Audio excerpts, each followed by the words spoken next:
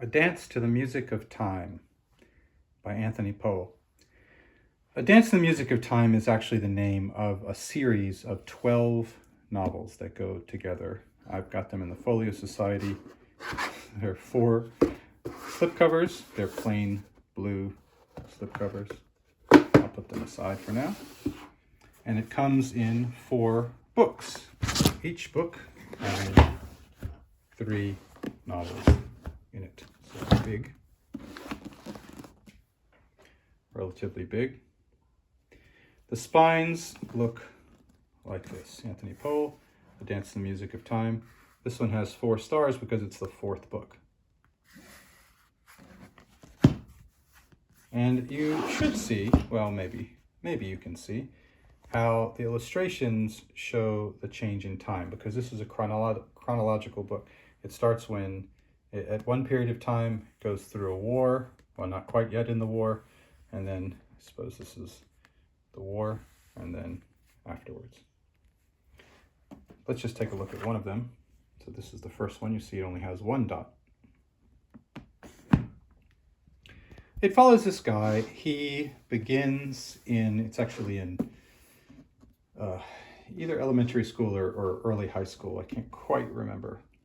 And he goes to what in England is a public school, that is to say a private school, and meets a bunch of people, a bunch of kids, and they have their little lives.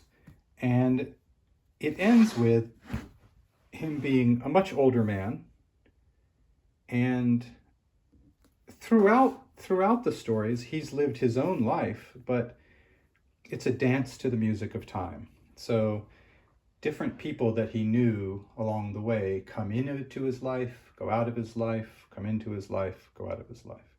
So each book is its own book on its own. I'll show you what I mean. I don't mean each volume. This one's called Spring, okay? And so there's a question of upbringing. That's the first book. A buyer's market, then the acceptance world, all right?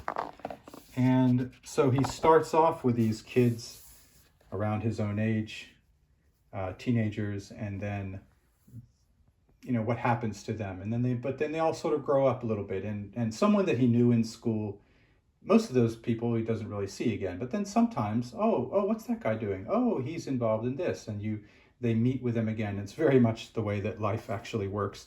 You run into people again. Oh, this person's running for office. Or, oh, you see this person in the war. That kind of a thing. There's no single illustrator. It has illustrations that evoke something of the time that he's writing about. This is not evoking anything about the time. This is evoking something about time itself. But otherwise, it's often something about the time that he's writing about, something about the time that he's living in.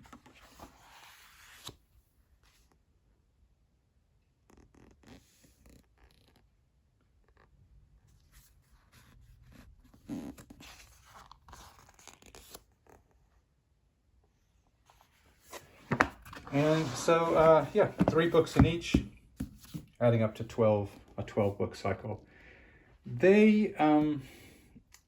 I read it.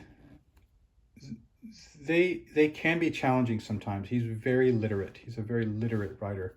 And sometimes I think that he is better read than I am, and some of his allusions and conversations are a bit esoteric, or at least I don't know, I'm in the shadow. I'm not sure exactly what he's talking about. Mostly that's not the case.